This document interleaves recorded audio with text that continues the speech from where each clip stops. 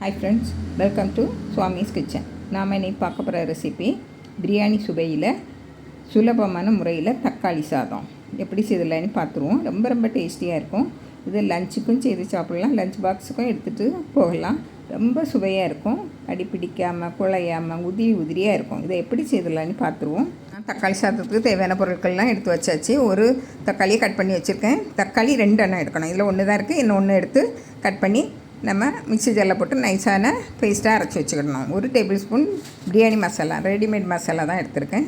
1 cup basmati rice, 250 gram basmati rice எடுத்து நல்லா கழுவி 20 நிமிஷம் ஊற வச்சுருங்க. உங்களுக்கு சாப்பாட்டு அரிசியும் எடுத்துக்கலாம். இது இப்போது தனியாக இருக்கட்டு. இப்போ நம்ம ஒரு 20 நிமிஷம் கழித்த பிறகு தான் மிக்ஸி ஜாரில் ஒரு பச்சை மிளகாய், ஒரு 5-6 பல் பூண்டு, 5-6 சின்ன வெங்காயம், ஒரு பெரிய துண்டு இஞ்சியை பொடியாக கட் பண்ணி போட்டுடுங்க. ஒரு 1/4 டீஸ்பூன் பெருஞ்சீரகம் போட்டு கொஞ்சமாக தண்ணி விட்டு நல்லா அரைச்சி எடுத்துருங்க. பாருங்கள், இப்போ நம்ம இஞ்சி பூண்டு அரைப்போம் இல்லையா, அதே மாதிரி அரைச்சி எடுத்துருங்க. இந்த தக்காளி கூட ஒரு தக்காளி சேர்த்து நல்லா நைஸாக அரைச்சி எடுத்துருங்க.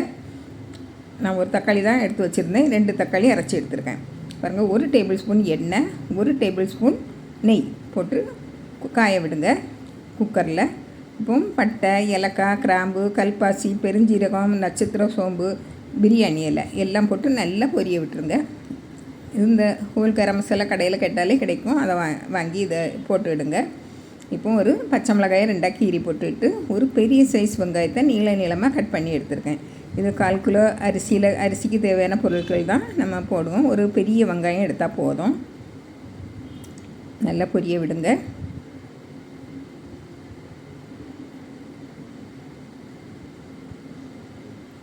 நல்லா பொரிஞ்சு வரட்டு.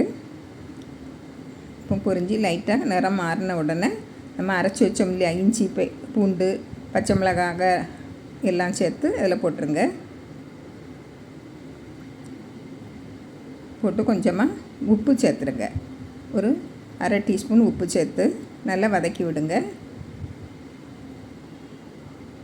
இந்த பச்சை வாசனை எல்லாம் போன உடனே நம்ம கொஞ்சமாக நறுக்கி வச்சுருந்தோம் இல்லையா தக்காளி, அதை போட்டுருங்க. அதை போட்டு நல்லா வதக்கி விடுங்க. நம்ம இப்போ அரைச்சி விடாமல் இருந்தால் நம்ம அவ்வளோ தக்காளியும் போட்டு வதக்கி விட ரொம்ப நேரம் ஆகும்.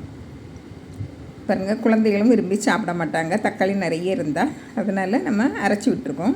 இப்போ ஒரு கைப்பிடி அளவு கொத்தமல்லி கீரை, ஒரு கொஞ்சமாக ஒரு 10 இலை இருக்கணும் புதினா இலை, அதையும் போட்டு நல்லா வதக்கி விட்டுருங்க. பச்சை வாசனை போகணும். பாருங்க, இப்போ 1 டீஸ்பூன் மிளகாய்த்தூள் சேர்த்துருக்கேன். மிளகாய்த்தூள் உங்களுக்கு காரத்துக்கு தேவையான அளவு சேர்த்துடுங்க. அதோட பச்சை வாசனை போட்டு இப்போது நம்ம அரைச்சி வச்ச தக்காளி, 2 தக்காளி நான் அரைச்சி எடுத்துருக்கேன். தக்காளி சாதம்லேயே அதனால் 2 தக்காளி சேர்க்கணும். நான் ஒரு தக்காளி தான் எடுத்து வச்சுருந்தேன், நீங்கள் 2 தக்காளி சேர்த்துடுங்க. போட்டு நல்லா வதக்கி விட்டுருங்க. நல்லா இந்த பச்சை வாசனை எல்லாம் போகணும். மூடி வச்சு வதக்கி விடுங்க. அப்படின்னா நல்லா பச்சை வாசனை எல்லாம் போய் கொஞ்சம் எண்ணெய் மிதந்து வந்துடும். பாருங்கள், நல்லா அடி பிடிக்காமல் கொஞ்சம் இடையிடையே கிளறி விட்டுடுங்க. ஒரு 2 இல்லைன்னா 3 நிமிஷம் நம்ம அதை கிளறி விடணும். அப்படின்னா தான் தக்காளியோட பச்சை வாசனை எல்லாம் போகும். பச்சை வாசனை எல்லாம் போன பிறகு தான் நம்ம தண்ணி விடணும். நான் 1 கப்பு ரைஸ் எடுத்திருந்தேன், 1.25 கப்பு தண்ணி விடுங்க. சில அரிசி கொஞ்சம் கூட எடுக்கும், இந்த அரிசி கொஞ்சம் கூடுதல் எடுக்கும். இல்லைன்னா 1.5 கப்பு போதும். நான் இது 1.25 கப்பு போட்டிருக்கேன். உப்பு பார்த்து கொஞ்சம் உப்பு போட்டுடுங்க. ஒரு 1/2 டீஸ்பூன் போட்டிருக்கேன். முந்தைய நம்ம வதக்க நேரமும் போட்டிருக்கோம். நல்லா கொதி வரட்டு. நல்லா கொதி வந்துச்சு. இப்போ நம்ம அரிசியை போட்டுடலாம். ஊற வச்ச அரிசி இப்போ கரெக்டாக 30 நிமிஷம் ஆயிருக்கு. பாருங்கள், இப்போ அந்த அரிசியெல்லாம் போட்டு கிளறி விடுங்க.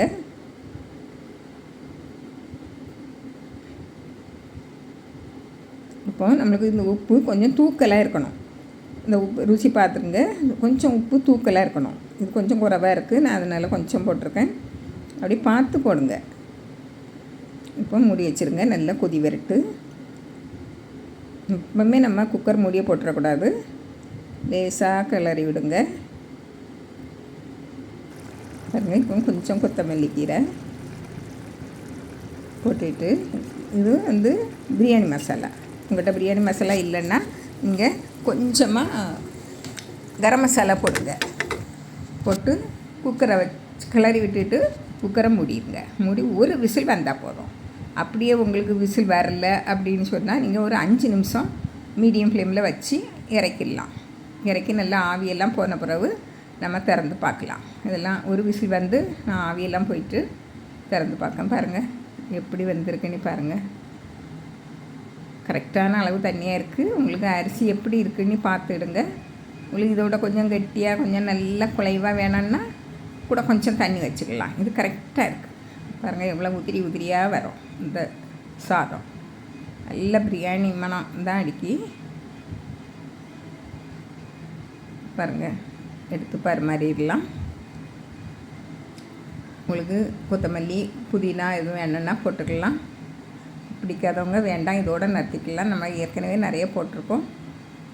சுவையான தக்காளி சாதம் ரெடி ஆகிட்டு. இதுக்கு தயிர் பச்சடி அப்பளம் எதுவும் வச்சு சாப்பிட்லாம். ரொம்ப டேஸ்டியாக இருக்கும். இதே மாதிரி நீங்களும் செய்து பாருங்கள். பிடிச்சிருந்தால் லைக் பண்ணுங்கள், ஷேர் பண்ணுங்கள், கமெண்ட்ஸ் பண்ணுங்கள், மறக்காமல் சப்ஸ்கிரைப் பண்ணுங்கள். தேங்க்யூ.